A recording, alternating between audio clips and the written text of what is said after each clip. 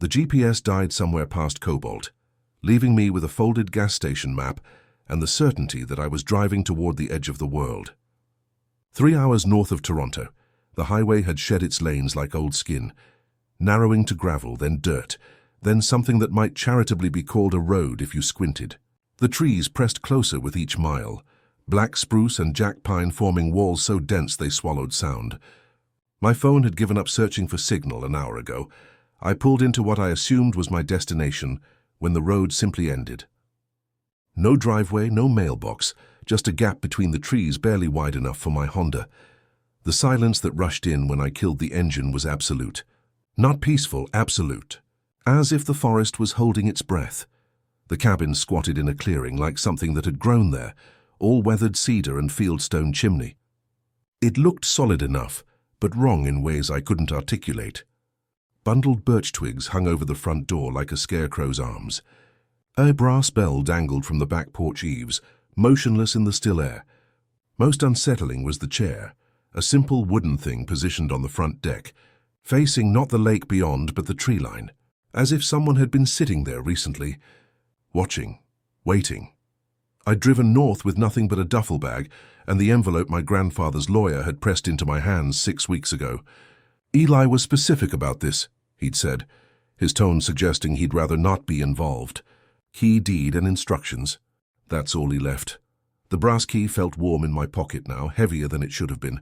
Inside, the cabin smelled of wood smoke and something else, cedar maybe, or the particular mustiness of a place where someone had lived alone for too long. The furniture was sparse but functional. A table, 2 chairs, a narrow bed against the far wall. Shelves lined with canned goods and mason jars filled with things I couldn't identify. The stove was cast iron, ancient, but the chimney drew clean. Someone had been maintaining this place with care. I set my bag on the table and opened Eli's envelope by lamplight. The kerosene lamp, no electricity I'd noticed, cast everything in amber shadows that jumped with each flicker.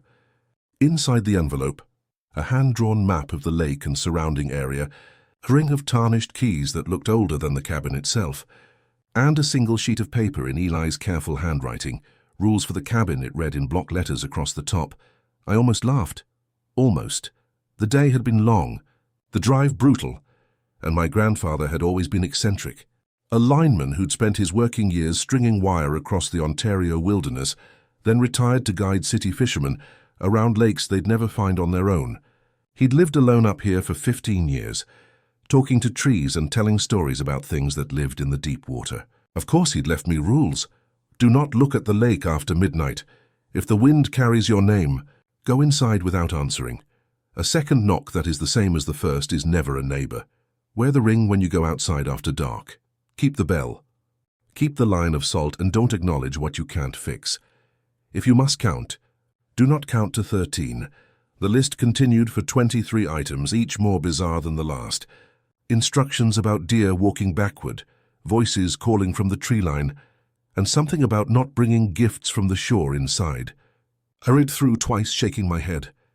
Eli had always been a storyteller, prone to embellishment and superstition. This felt like an extension of the ghost stories he'd told me as a child, elaborate fictions designed to keep city kids from wandering off in the dark. But grief makes you do strange things. The cabin was mine now, the last tangible connection to a grandfather I'd barely known but somehow missed terribly. The least I could do was humor him. I pinned the list to the wall beside the stove, smoothing the creases with something approaching reverence. The cold was settling in for the night, seeping through the log walls like water through stone. I fed the stove and heated a can of Eli's soup, beef and barley that tasted like it had been waiting for me. Outside, the wind picked up, setting the trees to murmuring in languages I didn't recognize. The brass bell on the back porch remained silent. I'd broken up with Marcus 3 months ago, been laid off from the marketing firm 2 weeks later, and spent the intervening time living on my savings and increasingly desperate job applications. Coming north felt like retreat, maybe even surrender, but it was movement. The cabin offered time to think, to plan, to figure out what came next. The rules were just Eli's way of saying welcome home. I should have known better. I should have understood that some jokes aren't meant to be funny, that some stories are told not for entertainment, but for survival. that when a man spends 15 years alone in the woods, learning to live alongside something that shouldn't exist, his final gift to his family might be the knowledge of how to do the same. But that first night, warming my hands around a mug of instant coffee and reading Eli's careful handwriting by lamplight, I thought I understood. The old man had been lonely. The wilderness had made him strange. The rules were harmless eccentricity, the kind of thing that happens when you spend too much time talking to yourself. I was wrong about all of it. The first night should have been peaceful, should have been the kind of profound quiet that city dwellers pay good money to experience at wilderness retreats. Instead, I found myself lying in Eli's narrow bed, listening to sounds I couldn't identify and trying to convince myself they were nothing. The wind had died around 11, leaving the kind of stillness that feels pressed against your eardrums.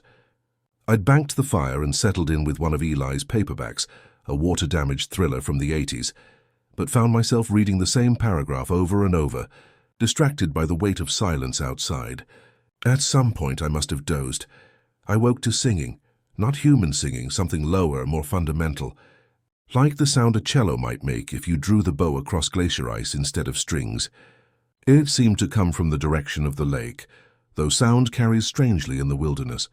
I checked Eli's wind-up clock on the bedside table, 12:47 a.m.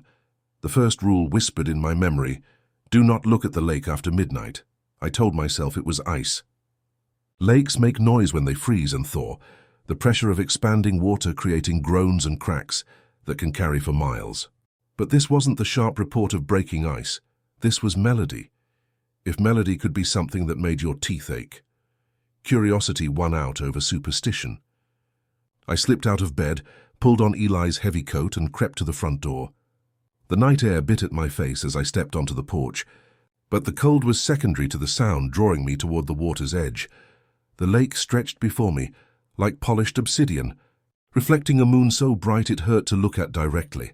But something about the reflection troubled me. The stars weren't quite right. Not missing exactly, but arranged in patterns that didn't match the sky above.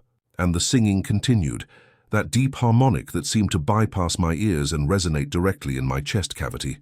I took another step toward the water, fascinated despite myself. The sound was beautiful in the way that storms are beautiful, dangerous and vast and utterly indifferent to human concerns. I wanted to understand it, to trace its source.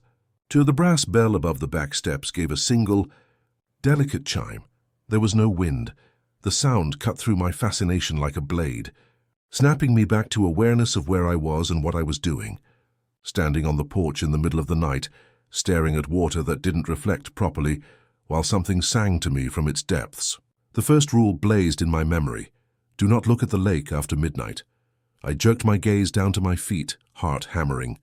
How long had I been looking? How many steps had I taken toward the water? The singing continued, but it felt different now, less like music and more like calling, like something patient and hungry, testing to see if I would come closer. I backed toward the door, keeping my eyes on the weathered boards of the porch decking. The bell hung silent now, but I could feel its presence like a guardian. Only when I was safely inside with the door latched did I allow myself to breathe normally. Sleep was impossible after that. I lit the kerosene lamp and examined Eli's envelope again, looking for details I'd missed. The map was more complex than I'd initially realized, not just the lake and cabin, but tiny pencil marks along the shoreline. Initials and dates, some going back decades. MC 97, JT, those 3, RL 11. Several were crossed out in red ink under the map. In smaller script that I'd overlooked before was a single line, keep the bell, keep the line of salt, and don't acknowledge what you can't fix. Salt. I searched the cabin and found a cardboard container of table salt in the pantry, half empty but still good. Following an impulse I couldn't explain, I poured a thin line across the threshold of the front door. For mice, I told myself, though I hadn't seen any sign of rodents. As I worked, the wind picked up again, circling the cabin with what sounded almost like footsteps. And just as I finished the salt line, I heard it, my name carried on the air like someone had whispered it directly into my ear. Ava. Soft, questioning, intimate.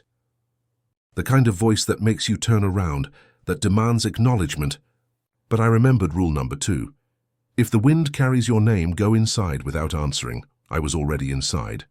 I didn't answer. I double-checked the latch and added wood to the fire instead. The voice didn't come again, but I felt its absence like a held breath. Something had tested me twice in one night, first with the lake's hypnotic song, then with the cooling wind. Both times Eli's rules had guided me away from danger I couldn't fully understand. I spent the rest of the night adding my own notes to the margins of his list, small observations that might matter later. The bell had rung when I needed guidance. The salt felt important, protective. The wind could carry more than weather. By dawn, the rules no longer seemed like an old man's superstitions. They felt like a survival manual written in blood and loneliness, tested over 15 years of nights like this one. I was beginning to understand that my grandfather hadn't been playing games. He'd been staying alive.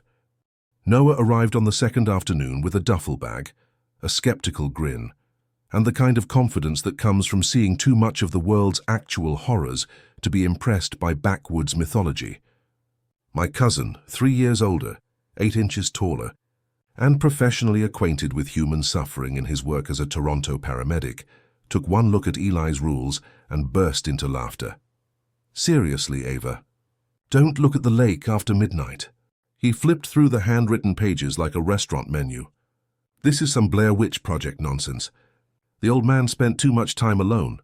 I wanted to tell him about the singing, about the way my name had ridden the wind like something alive."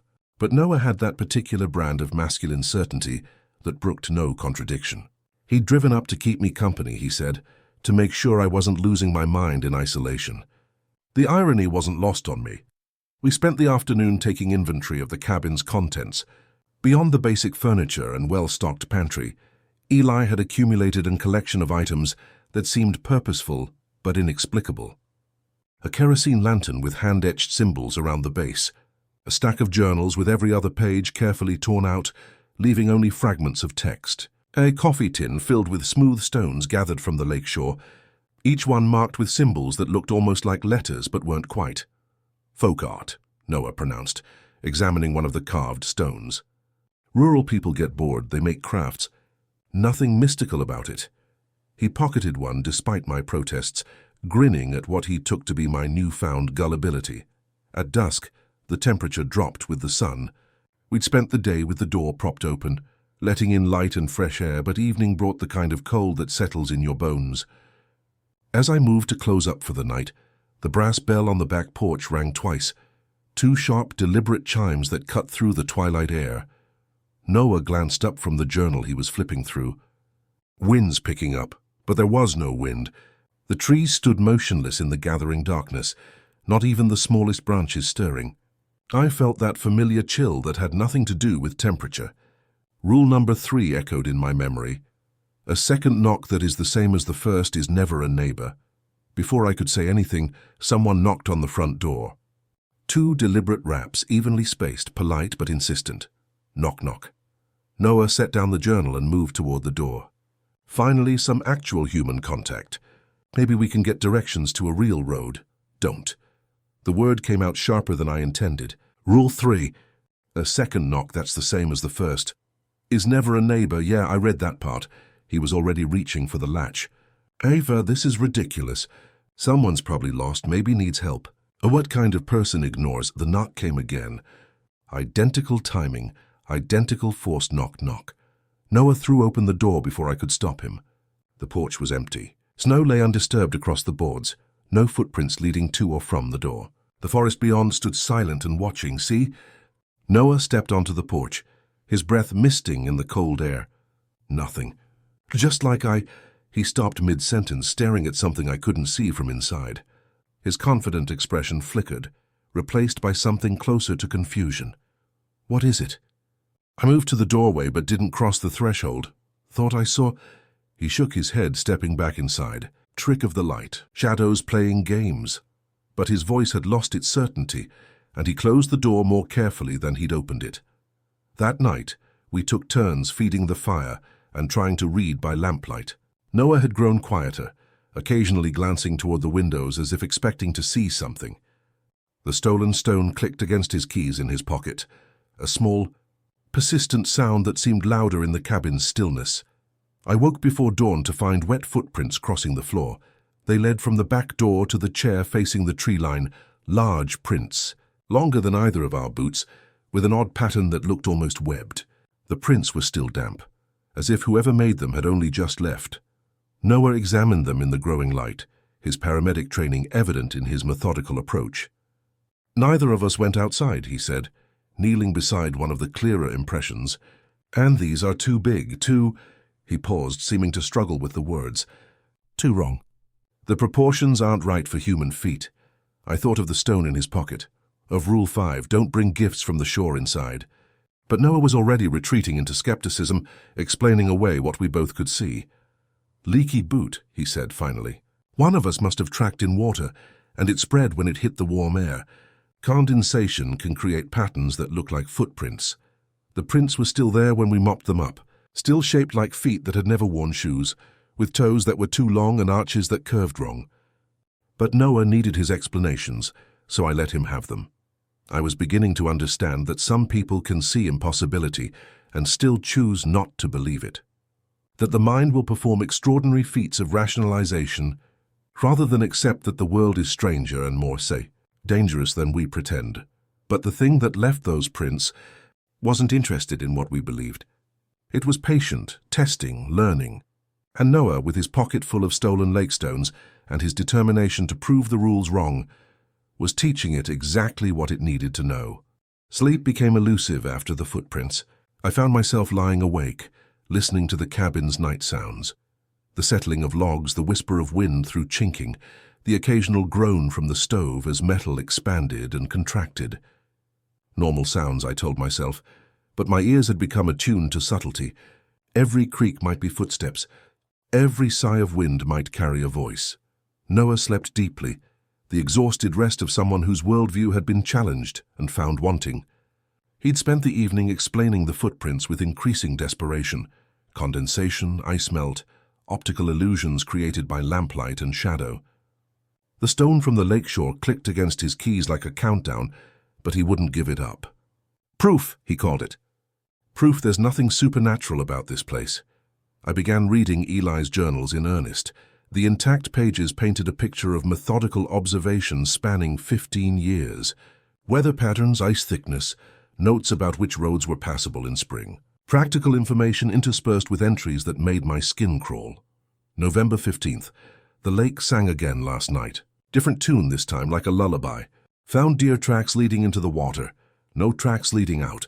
Ice is still weeks away from forming. December 3rd. May Hargreaves stopped by with supplies. Says her brother went walking toward the singing 3 winters ago. Never came back. Rangers found his boots on the shore, perfectly placed, laces tied. Nothing else. January 8th. Rule modification. If a deer walks backward along the shoreline, do not follow. This is not negotiable. The thing in the water uses bait. Between the practical entries, the rules evolved like organisms, growing more specific with each violation he'd witnessed or narrowly avoided. I found drafts, revisions, additions scrawled in margins. The final list he'd left me was the culmination of 15 years of survival, each rule paid for with fear and isolation. In the kitchen, I discovered a biscuit tin tucked behind the flour canister.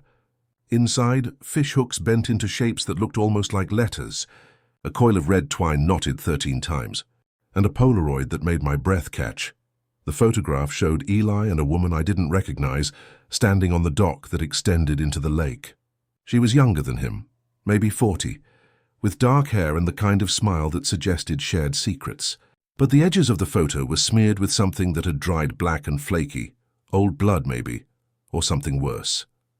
On the back, in Eli's handwriting, "Don't trade with the woods. Gifts bind. Monsieur 1987M. I thought of the initials on the map, the dates and crosses. MH97, May Hargreaves, the neighbor who'd lost her brother to whatever lived in the lake. The coil of red twine fascinated and repelled me. 13 knots, Eli had written, but the 13th knot had been cut and retied multiple times. The twine was frayed where it had been worked. And the final knot was different from the others, more complex, like a sailor's splice designed to hold under pressure. I found Eli's ring among his personal effects, a band of tarnished silver set with a stone I couldn't identify. Black, but with depths that seemed to shift in the lamplight. The fourth rule came back to me. Wear the ring when you go outside after dark. I slipped it onto a chain around my neck, surprised by how warm it felt against my skin. That evening, Noah's skepticism began to crack. The wind had picked up after sunset, circling the cabin in patterns that suggested intention rather than weather. And with the wind came sounds, not quite voices, but something that wanted to be voices, syllables stretched into meaning, familiar tones that made us both look toward the door. "Mum," Noah said suddenly, his face gone pale. That sounded like, "Don't." I grabbed his wrist before he could move toward the sound. Rule 2. If the wind carries your name, go inside without answering. That goes for family voices too. But we were already inside, and the voice came again, clearer this time. Noah's mother, calling his name with the particular inflection she'd used when we were children, and it was time for dinner. Warm, patient, impossibly familiar. Noah's hand moved toward the door latch. I could see the war in his face. Rational mind against primitive recognition, the part of him that would always be 7 years old and eager to answer when his mother called. "It's not her," I whispered. "She's in Toronto. She's safe at home watching Netflix and complaining about her knee. Whatever's out there, it's not her," the voice called again, closer now, as if the speaker had moved from the tree line to the porch. Noah shuddered and pulled his hand back, but I could see the effort it cost him. We spent that night taking shifts by the window, watching the darkness beyond the glass. Nothing moved among the trees, but I had the persistent feeling of being observed, of intelligence pressing against the cabin's walls, testing for weakness. Around 3 a.m., Noah finally asked the question I'd been dreading. What if the rules aren't protection? What if they're just delay tactics? What if Eli spent 15 years locked in this cabin, too afraid to leave, slowly going insane from isolation? I thought of the initials on the map, the crossed-out names, of May Hargreaves and her missing brother, of the woman in the photograph, whoever M had been, and why Eli had kept her picture with a warning about gifts and binding. "Then we're in the right place," I said finally. Because sanity is overrated when the alternative is being dead.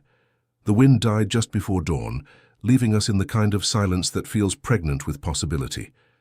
In the growing light, I could see shapes in the snow around the cabin. Not footprints exactly, but depressions that suggested movement. Circles and spirals, as if something had been dancing just beyond the reach of our lamplight. Noah saw them too. He didn't try to explain them away. The supply run was supposed to be simple.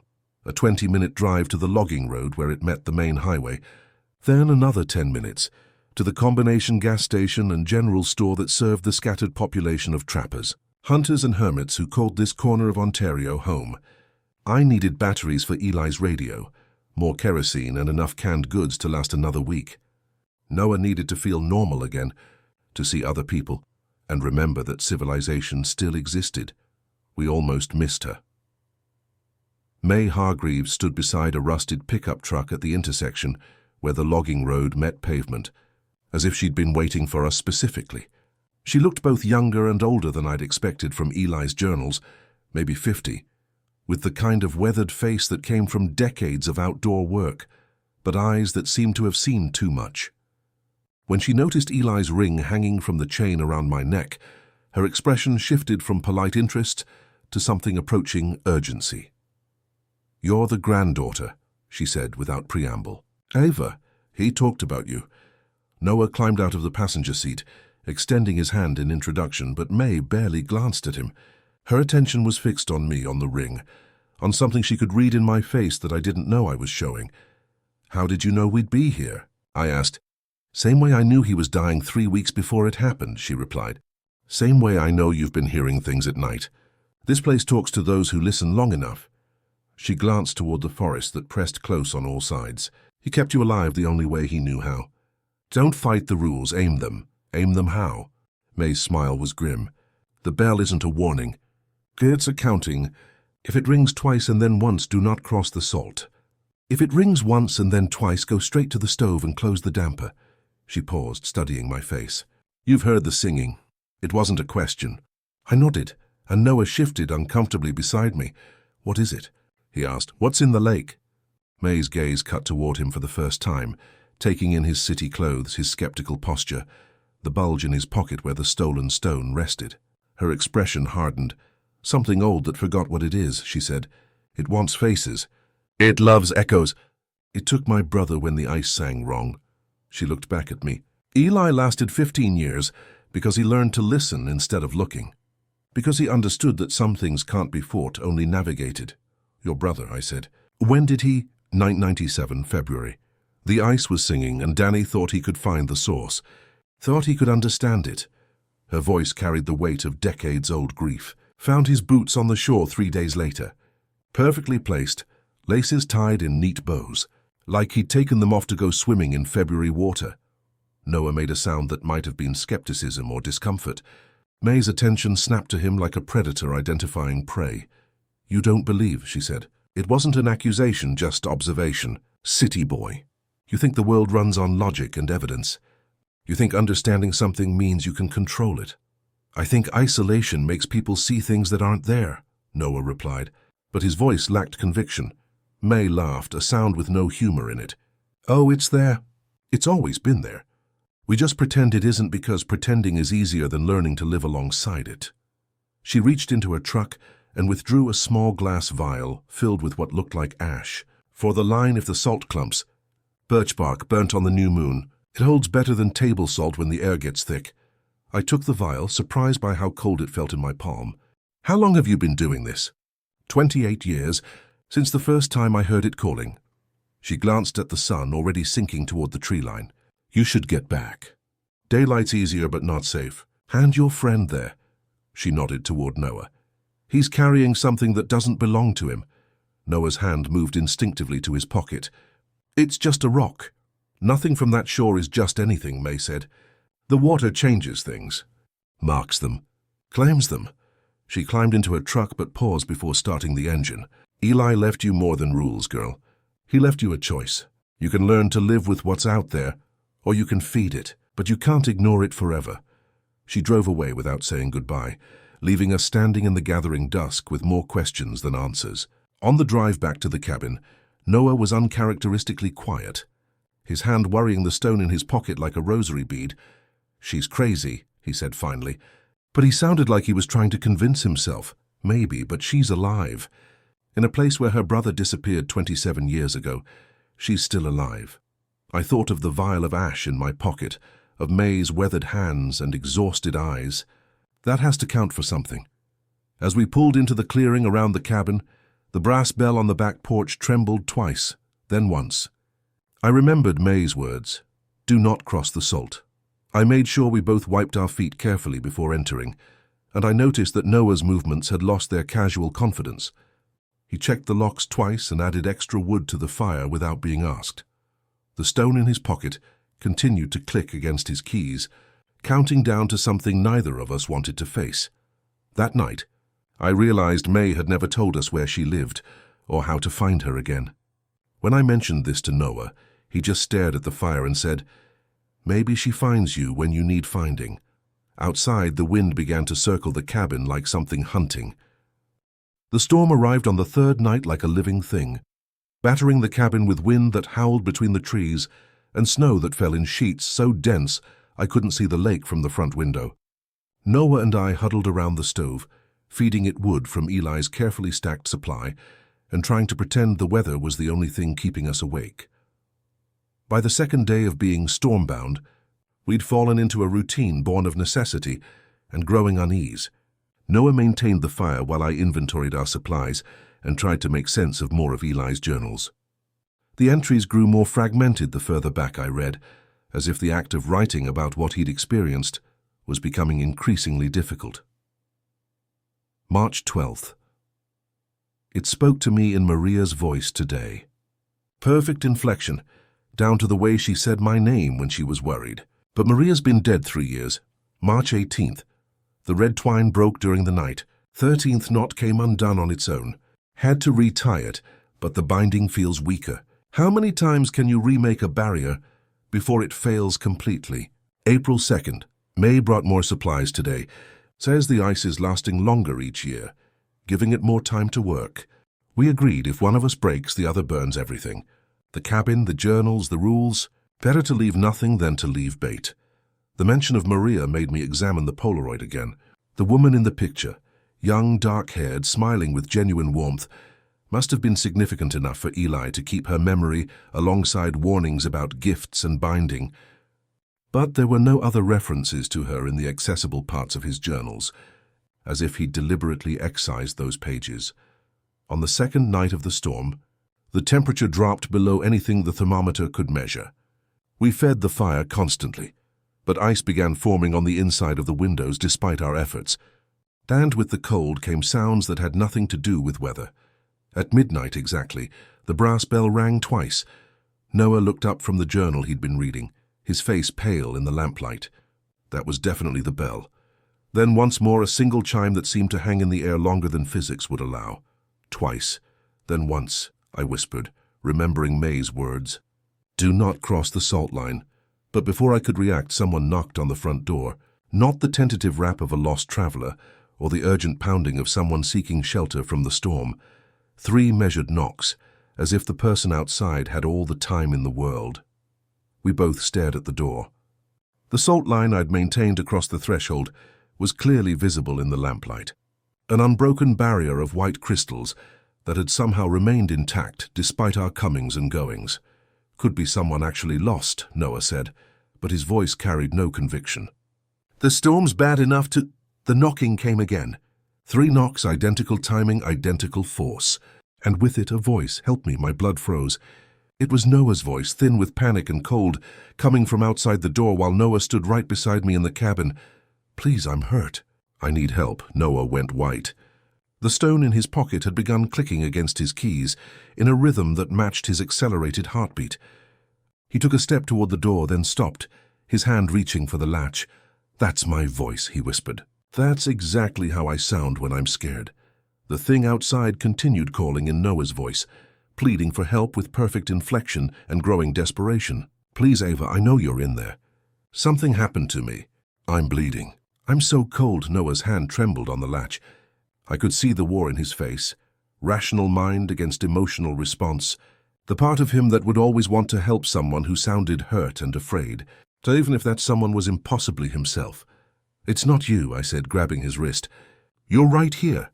That thing is using your voice to— But what if it is me?" The words came out strangled. "What if I'm out there somehow and the me in here is— Noah, look at me." I forced him to meet my eyes. "You've been with me for 3 days. You've never left the cabin alone. That thing learned your voice from listening, just like it learned my mother's voice when it called to me the first night." The voice outside grew more frantic. "Ava, please." "I can't feel my hands. I'm going to die out here. Just open the door. Just let me in." Noah's resolve cracked. With a strangled sound, he pushed past me and reached for the latch. I had seconds to decide. Tackle my cousin and risk us both getting hurt in the struggle, or let him open the door to something that wore his voice like a mask. The decision made itself. I grabbed Noah around the waist and hauled him back from the door with strength I didn't know I possessed. We went down in a tangle of limbs, him fighting to reach the latch, me holding on with desperate determination. "Let me help myself," he shouted, panic making his voice crack. "What if it's really me out there?" "Then you'll die," I shouted back. "And I'd rather have you alive and guilty than dead and noble." The voice outside had stopped pleading and begun laughing, Noah's laugh, but stretched and distorted, like a recording played at the wrong speed. The sound sent ice through my veins. I managed to drag Noah away from the door and slammed the bolt home, then pressed May's vial of ash against the salt line where it had been disturbed by our struggle. The ash hissed as it touched the floor, and the laughter outside cut off abruptly. We lay there gasping, Noah sobbing with confusion and guilt, me trying to process what had almost happened. The thing outside had nearly won by appealing to Noah's fundamental decency. His inability to ignore a plea for help, even when logic screamed that help would be fatal. "I almost killed us both," he whispered into his hands. "I almost let it in." "But you didn't," I said, though my voice shook. "We're still alive. We're still safe." The lie tasted bitter on my tongue, because I was beginning to understand that safety was an illusion here. That the rules weren't protection so much as temporary barriers against something patient and intelligent, and endlessly curious about the shapes of human weakness. Outside, The wind picked up again, but it no longer sounded like weather. It sounded like something circling, testing, learning from what had almost worked. The stone in Noah's pocket had gone silent. When he finally pulled it out to look at it, the surface had changed. The carved symbols now glowed with a faint phosphorescence that pulsed like a heartbeat. "It's beautiful," he said wonderingly, "and I knew we were in more trouble than I'd thought." The lamp began to fail just after 3 a.m. Not the gradual dimming of fuel running low, but the erratic flickering of something interfering with the flame. The light would surge bright enough to hurt our eyes, then drop to barely a glow, casting the cabin in shadows that moved independently of any flame. Noah and I sat pressed together at the table, watching the walls breathe in and out with the rhythm of the failing light. "The fuel's fine," Noah said, his voice steady despite the phosphorescent stone in his palm, which had grown bright enough to cast its own sickly light. "I checked it twice. The wick's clean, the chimney's clear. There's no mechanical reason for—" The lake began to sing, but this time the sound wasn't the distant whale song I'd heard that first night. This was articulate, words bent into melody, syllables stretched across notes that human voices were never meant to reach. And I could understand it. "Ava, Noah, come home." The voice was Eli's, but impossibly young, as if the lake had preserved some echo of him from decades past. It sang about warmth in the deep water, about rest and peace and no more rules, no more watching, no more fear. It promised understanding, completion, the end of loneliness. Noah stood up, the glowing stone in his hand pulsing in rhythm with the song. "Do you hear what it's promising? Real peace, real answers. No more hiding behind superstitions," and a soft breath clouded the back window from the outside, then another. Then a steady rhythm of condensation that spelled out words in the glass. "Come out, come home, come now."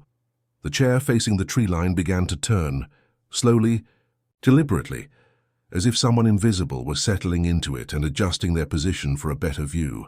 The wooden legs scraped against the floor with the sound of fingernails on chalkboard, and I felt something deep in my chest respond to the noise, not fear, exactly, but recognition. As if part of me had been waiting for this moment since the day I'd arrived. "The rules," I whispered, forcing myself to focus through the hypnotic pull of the song. "Eli left us the rules for exactly this. We just have to remember them." But Noah was walking toward the window, drawn by the breathing words in the glass. The stone in his hand blazed like a tiny star, and I could see his reflection overlapping with something else in the window, a figure that stood behind him, but cast no shadow, tall enough that its head would brush the ceiling. "Noah, stop!" I grabbed for him, but he shook me off with surprising strength. "It's not what we thought," he said, his voice dreamy. "It's not malevolent. It's lonely. It's been alone in that water for so long, and it just wants company. It wants to share what it knows." The brass bell on the back porch had gone completely silent, not just still but absent, as if the sound had been sucked out of the air around it. Rule 7 whispered in my memory, "If the bell is silent during noise, aim it." I fought against the song's pull and stumbled to the back door, fishing Eli's ring from the chain around my neck. The red twine with its 13 knots was still in the coffee tin where I'd left it, but when I tried to tie it to the bell cord, the 13th knot came undone in my fingers. The lake's song grew louder, more insistent. Through the front window, I could see the water beginning to glow with the same phosphorescence as Noah's stone. The light pulsed in waves, spreading from some central point far beneath the surface, and each pulse made the cabin shake. "Ava." The thing wearing Eli's voice called from the water. "Come see. Come understand. Your grandfather never told you the truth about what lives here. He never told you about the choice." I retied the 13th knot, but my hands were shaking so badly I could barely manage it. The knot felt different this time, tighter, more complex, as if the twine itself was guiding my fingers. When I looped it through the bell cord and around Eli's ring, the metal grew suddenly warm. "What choice?" I called back, not because I wanted answers, but because I needed time to work. "To feed or to join," the voice replied, and now it sounded like multiple voices. "Eli. Maria May's missing brother, others I didn't recognize. He chose to feed it stories, memories, the taste of fear. Better that than to let it starve completely. But you could choose differently. You could come home." The ring pulsed with heat against the red twine. I lifted the whole assembly, ring, knot, and cord, and hung it from the bell hook, aiming it as May had instructed. The moment the ring touched the brass, the bell chimed once, then twice. The sequence May had warned me about. 1, then 2. Go straight to the stove and close the damper. I ran for the stove, Noah's drugged protests following me. The damper handle was ancient iron, corroded and stiff, but I threw my full weight against it. The damper slammed shut with a sound like a gunshot, and immediately the whispers that had been coming from the stovepipe, voices I hadn't consciously registered, but had been hearing all along, cut off. The sudden silence was deafening. Noah blinked, swaying on his feet, the glowing stone in his hand flickering like a dying light bulb. What? Where? He looked around the cabin as if seeing it for the first time. God, what was I doing? The lake's song had stopped, but something else had taken its place. A sound like enormous footsteps circling the cabin, each one accompanied by a tremor that shook dust from the rafters. Whatever had been testing us was done with subtlety. The front door began to shake in its frame, not as if something were trying to break it down, but as if something were knocking with inhuman patience. The same rhythm over and over, knock, knock, knock, pause, knock, knock, knock, the sound a child might make, playing at politeness while something vast and hungry waited behind their eyes. Do not answer, I said, grabbing Noah's shoulders. Do not acknowledge. Do not look toward the water.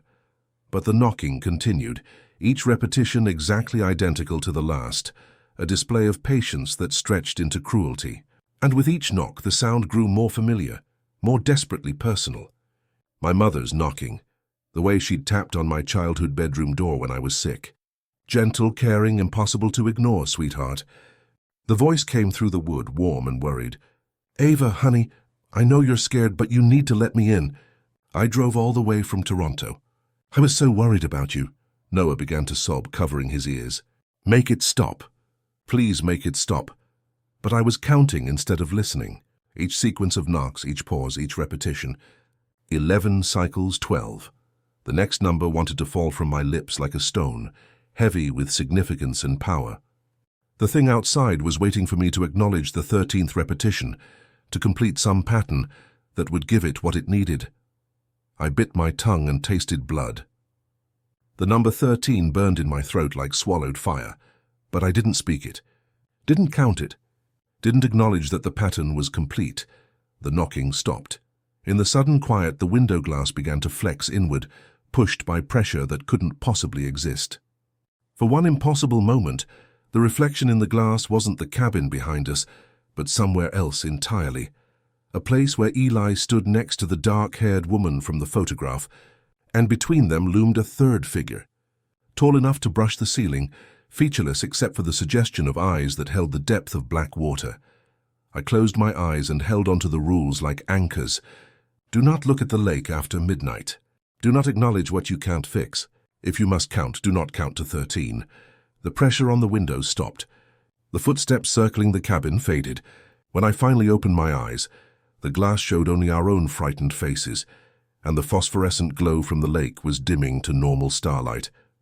We'd survived, but I could feel something settling around the cabin like invisible snow, a weight of attention that would never fully lift. We'd passed the test, but we'd also declared ourselves players in a game we didn't understand. The thing in the lake had learned our shapes, our voices, our weaknesses, and now it would wait with the patience of deep water for us to make the choice Eli had made decades ago, to feed it stories and fear and memories, or to join it in the singing dark. Dawn came slowly, filtered through clouds that looked more like smoke than weather. The light revealed a landscape subtly changed, not damaged exactly, but rearranged. The snow around the cabin had been disturbed in patterns that hurt to look at directly, spirals and geometries that suggested movement, but not of anything that should exist on land. The brass bell hung silent and still, but the red twine I'd wound around its cord had changed color overnight. What had been deep crimson was now pale pink, as if something had drained the vitality from the fibers. Eli's ring, still threaded through the 13th knot, felt warm against my palm when I checked it, and the strange stone set in its band seemed to have developed new depths, not darker but more complex, like looking into water that went down farther than light could reach. Noah moved through the morning routine with the careful precision of someone who'd glimpsed the edge of madness and pulled back just in time. He rebuilt the fire, heated water for coffee, and swept away the disturbed salt line without comment. But his hands shook slightly as he worked, and he kept the glowing stone from his pocket on the table, where we could both see it. The stone had changed too. The phosphorescence had faded to a barely perceptible shimmer, but the carved symbols had become more distinct, as if whatever had made them glow had also clarified their meaning. They looked less like random scratches now, and more like letters in an alphabet I almost recognized. "We need to put it back," I said, breaking the silence that had stretched between us since sunrise. Noah nodded without argument. The man who'd arrived 3 days ago with easy skepticism and city confidence was gone, replaced by someone who understood that some rules exist for reasons that transcend explanation. We walked to the lakeshore together, the stone cold and heavy in Noah's palm. The water was mirror still, reflecting the overcast sky so perfectly it was impossible to tell where reality ended and reflection began. But I kept my eyes focused on the shoreline, on the ordinary details of sand and pebbles and winter-bleached driftwood. Noah knelt at the water's edge and placed the stone gently among its fellows, as if returning a borrowed book to a library. The moment it touched the wet sand, the carvings flared once more with that sickly light, then faded to ordinary rock. But I could feel the attention it drew, something vast shifting beneath the surface, acknowledging the return of what had been taken. "I'm sorry," Noah whispered to the water. I didn't understand. The lake didn't answer, but the quality of its silence changed. Not forgiveness exactly, but acknowledgement. The thing that lived in the deep water had learned what it needed to know about us. We were no longer threats or mysteries, just neighbors who could be counted on to follow the rules. Back at the cabin, I found myself making additions to Eli's list in my own handwriting. Observations that might matter to whoever came after. If the bell is silent during noise, aim it with the ring and 13th knot. If the lake offers a reflection you want to see, look at your hands instead. If you must count, stop at 12. Always stop at 12. Do not bring gifts from the shore inside, but return what you take. As I wrote, I thought about May Hargreaves and her brother Danny, about Maria, whose photograph Eli had kept, with warnings about gifts and binding, about the initials on the map and which ones were crossed out in red ink. How many people had made the choice between feeding the thing in the lake and joining it? How many had found a third option, the one Eli had chosen, the path of careful coexistence marked by rules and vigilance and the gradual erosion of everything that made solitude bearable? That evening, Noah packed his duffel with the same methodical care he'd shown all day. "I need to go back," he said. "My job, my life. All that normal stuff that seems incredibly precious now." I understood. The city would welcome him back, offer the comfort of crowds and noise and electric lights that banished shadows. But he'd carry the memory of what he'd experienced here, the knowledge that the world was stranger and more dangerous than most people could accept. "Will you stay?" he asked. I looked around the cabin, at Eli's journals with their careful notations, at the rules pinned beside the stove, at the chair facing the tree line that would always seem to be waiting for someone. "For a while. Someone needs to maintain the barriers, feed the stove, keep the bell." That night, after Noah had driven away with promises to call when he reached the city, I sat in Eli's chair and watched the tree line. The lake was singing again, but softly now, a lullaby rather than a summons. The sound no longer pulled at me with hypnotic force. We'd established our relationship. The thing in the water and I. It would test me occasionally, probe for weakness or change. But the desperate hunger I'd felt during the storm had settled into something more patient. I was part of the pattern now, another link in a chain of watchers that stretched back decades. May Hargreaves would visit when the roads were passable, bringing supplies and cryptic counsel. Other neighbors would emerge from the wilderness eventually, people who'd learned to live alongside something that shouldn't exist, who understood that some boundaries were maintained through vigilance rather than violence.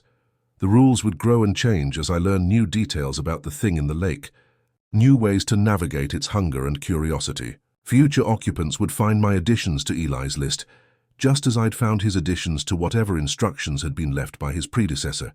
It wasn't the life I'd planned, but it was a life. And sometimes, as I sat watching the stars reflect in water that held deeper darkness than the night sky, I could almost understand why someone might choose to join the singing rather than spend decades holding it at bay.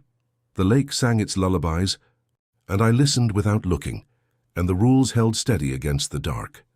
Spring came late that year, the ice holding until well into April, before finally surrendering to tepid sunshine and the gradual warming of deep water. I'd grown used to the rhythms of the place by then, the daily maintenance of barriers both physical and spiritual, the careful attention to sounds that might or might not be wind, the way shadows fell differently around the cabin when something was paying attention. May Hargreaves visited twice during the melt, bringing supplies and updates from the outside world that felt increasingly distant and irrelevant. She approved of my additions to the rules, nodding at the new entries with the satisfaction of a teacher whose student was finally grasping difficult concepts. "You're learning," she said during her second visit, examining the 13th knot I'd retied in Eli's red twine. "Most people try to fight it or ignore it. Takes wisdom to work with something instead of against it." "How long did it take you to learn?" I asked. Her smile was tired. "Still learning. Always will be. The thing in the water doesn't stay the same. It grows, changes, finds new ways to test us. The rules have to evolve too, or they stop working." She left me with more birch ash and a coil of new red twine, both treated according to processes she wouldn't explain, but which left my fingers tingling for hours after handling them. "Protection," she said, "but also communication. Ways to make the thing in the lake understand that we were neighbors rather than prey." By May, I'd settled into something resembling routine. Morning maintenance, check the salt lines, oil the bell mechanism, inventory supplies. Afternoon work, splitting wood, tending the small garden May had helped me plant, reading Eli's journals and adding my own observations. Evening vigilance, watching the tree line, listening to the quality of silence, making sure all barriers were in place before full dark. It wasn't happiness exactly, but it was purpose. And after months of unemployment and heartbreak in Toronto, purpose felt like a luxury. The email from Eli's lawyer arrived on a Thursday, brief and to the point. A family friend's son needed work for the summer. Jamie Morrison, 22, fresh out of college and looking for authentic wilderness experience before starting a job in the fall. The pay would come from Eli's estate, which apparently had resources I hadn't been told about. Was I willing to take on help? I stared at the message for a long time, thinking about Noah's arrival and how close we'd both come to disaster. About the learning curve required to understand what we were living alongside, about whether it was fair to bring someone else into this strange compact I'd inherited. But I also thought about the loneliness, the weight of constant vigilance, the way isolation had been slowly changing me into something more like Eli, watchful, careful, gradually forgetting how to exist among people who didn't need to check. Locks twice and count chimes from brass bells. Jamie Morrison arrived on a Wednesday morning in a Jeep that looked more suited to mall parking lots than logging roads, with a smile that took up half his face, and the kind of easy confidence that came from never having encountered anything that couldn't be solved with enthusiasm and good intentions. He reminded me painfully of Noah, before the rules had taught him to temper skepticism with respect. "This is incredible," he said, climbing out to survey the cabin and lake with obvious delight. "Completely off-grid, no cell service, no internet. When do we start teaching me to be a wilderness guide?" I handed him the envelope I'd prepared, much thicker than the single page Eli had left me. The original rules, my additions and careful explanations of what each meant and why it mattered, maps with the dangerous areas clearly marked. Backup protocols for when, not if, something tested his commitment to following instructions he couldn't possibly understand. "These aren't suggestions," I said, watching his expression change as he flipped through the pages. "They're not wilderness survival tips or local customs. They're the difference between going home at the end of summer and never going home at all." His grin faltered as he read, replaced by the kind of polite confusion people wear when they suspect they're being pranked, but can't identify the joke. "Rule number 1. Do not look at the lake after midnight." Is this some kind of initiation thing? Like a fraternity hazing? I thought of Noah's desperate struggle at the door, of the voice that had worn his fear like clothing, of the footprints that had crossed the cabin floor, and the way the lake sang in frequencies that bypassed human ears and went straight to the brainstem. "Jamie," I said carefully, "I need you to understand something. I'm not trying to scare you or test your courage. I'm trying to keep you alive. The rules work. They've kept people alive here for decades. But they only work if you follow them exactly, without exception, without trying to understand why. He nodded, but I could see the skepticism in his eyes. The same look Noah had worn, the same confidence that rational thinking could explain away anything that challenged a well-ordered worldview. That night, I sat in the chair facing the tree line and listened to Jamie settling into the spare bed I'd set up in the cabin's main room. He'd spent the evening asking questions about practical matters, water source, waste disposal, emergency procedures, while carefully avoiding any mention of the rules. As if by ignoring them, he could make them less real. The lake was quiet, but I could feel its attention like weight. Something patient and intelligent, gathering information about the newest addition to our small community. Learning his voice, his rhythms, his weaknesses, I'd done what I could, updated the rules, explained the dangers, provided backup plans for the most common tests. But knowledge without belief was fragile protection, and belief couldn't be taught, only earned through experience that too often came at a price higher than anyone should have to pay. The brass bell trembled once in the still air, then went silent. Not a warning exactly, but acknowledgement. The thing in the lake knew Jamie was here. It would be patient, as it had been with me, with Noah, with all the others who'd stood at the edge of understanding and had to choose whether to step back or step forward. Closed my eyes and tried not to count the ways. Someone could break 23 rules through simple disbelief. Tomorrow would bring the first test. It always did.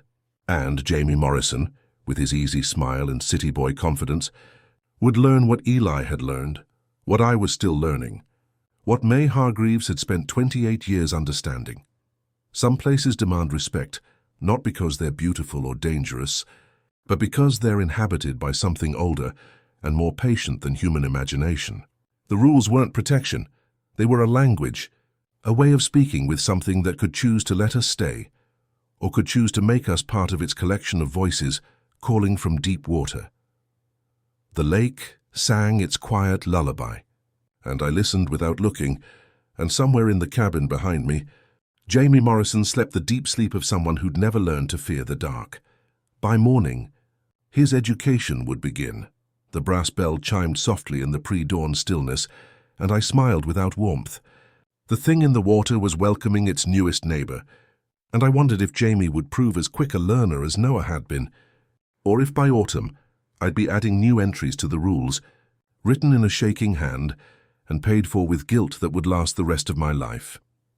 The chair creaked beneath me as I settled in to wait for dawn, for Jamie's first glimpse of how the world really worked in places where the old things still remembered how to dream. The rules lay heavy in my pocket like a prayer book, and somewhere in the deep water, something ancient and patient began counting down to the first lesson.